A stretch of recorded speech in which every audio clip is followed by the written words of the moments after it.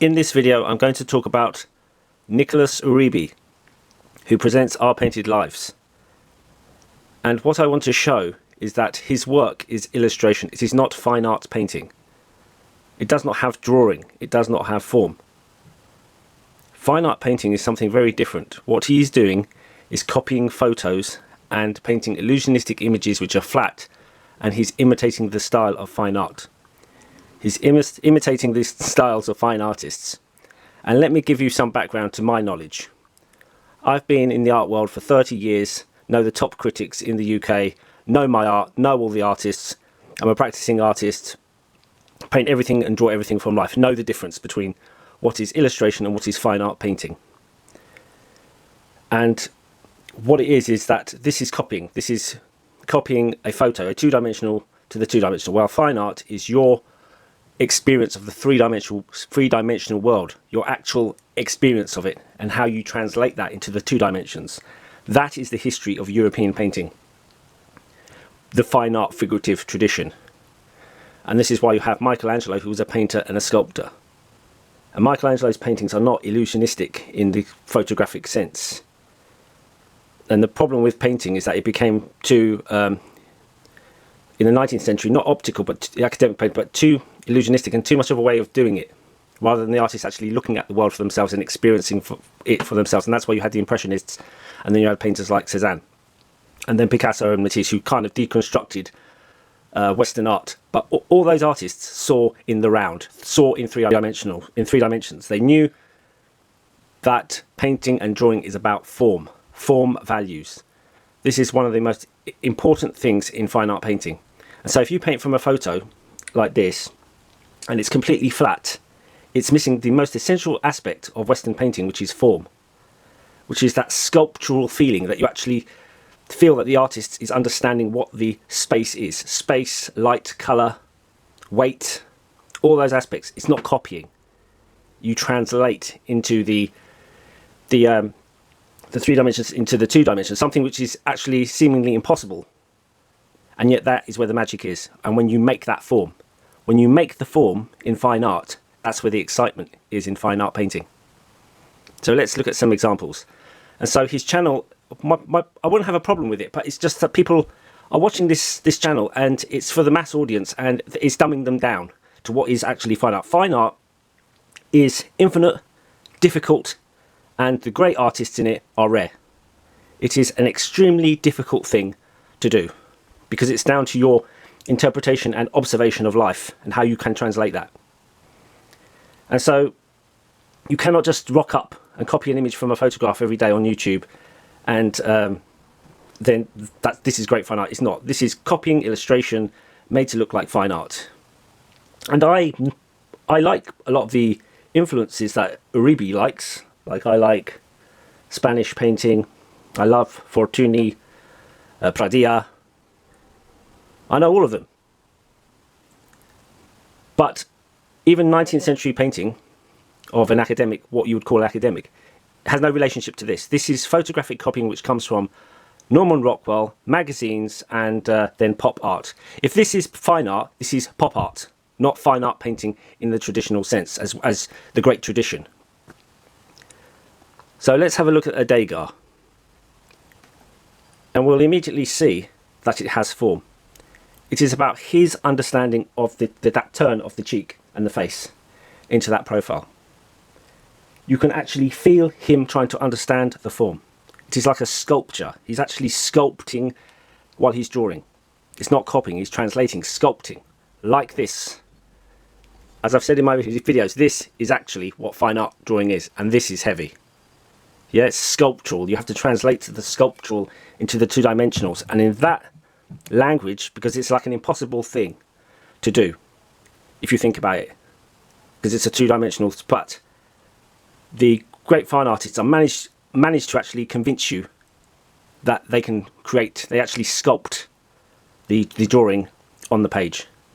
And that's what makes it alive. And so if I was to describe, so let's just carry on. So this is an academic drawing by Degas, and you can just see how incredibly subtle all this looking. This is sublime looking and understanding. That is what fine art is. Top level fine art. You know, sculpting, actually sculpting, and he's keeping it simple as well. And that's another really, one of the hardest qualities is to not over embellish your drawing or painting, to keep that form structure there. And this is really a problem of Bouguereau, and why Degas didn't like the way academic painting was going, even though he was a fan of Ingres. But Ingres kept it simple. He always kept that simplicity of form. And that's the problem with these photo copyists. And a lot of them now are just projecting the machine and just copying the outline and just painting it in. That's the real terrible problem with painting today. And it's totally flat. You can see that they do not understand anything about drawing at all.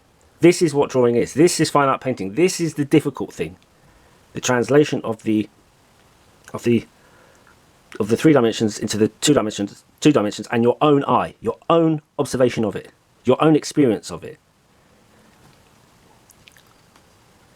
And so we have, as I say, these people are populists, they're illustrators, they're not doing fine art painting, they're trying to convince you that they're doing some kind of high atelier fine art painting. They're not. This is pop art, in my opinion. Pop art, modern day illustration, nothing to do with fine art. Dumbing down of fine art. As I say, fine art is the ultimate struggle in painting, because it's infinite. You always learn. It's like Goya said when he was in that drawing, I'm always learning. That's what it is. It's your experience of life itself and your engagement with the three-dimensional world. And you have all these things, and it's just my irritating thing is that I wouldn't have a problem, but it's just dumbing down. It's photographs. It's Norman Rockwell, and Norman Rockwell is far greater than Nicolas Uribe, because his work has much more ideas, more themes to it. But it's copying, it's illustration.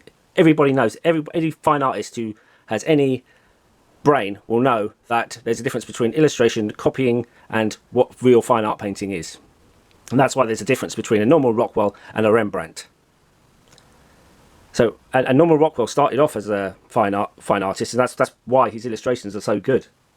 So his work is a mixture of both. But as I say, his work is far more talented than Nicolas Uribe. He's just copying photos in a kind of mock art, fine art way, and it's not fine art painting. If you think that's fine art painting, you don't understand fine art painting. You don't understand drawing. So let's have a look at this Raphael, because this Raphael, I hope, will explain it really beautifully, is that it is a beautiful understanding of form. Everything is a form. The form of the head, the form of the body. It's three-dimensional, it's sculptural. You have the two dimensions, and this is the beauty of fine art, is that you are able to express the three dimensions like that.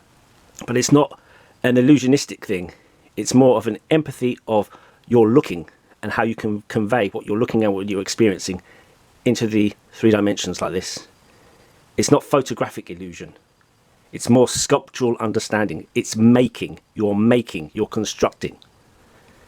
And this is why when you have like Cézanne in the modern movement, they deconstructed painting. But if you look at their paintings, it's all about constructing. And so everything is construction, looking across to there, to there. And you can feel it. You could actually walk on his back, there to there, to there, to there. It's like a mountain. That is fine art. You can read it. And so I'll give you a difference, an example. What Nicolas Uribe and all these photo painters are doing, their work looks like this. So like a paper which is bent, yeah? So it doesn't read, okay?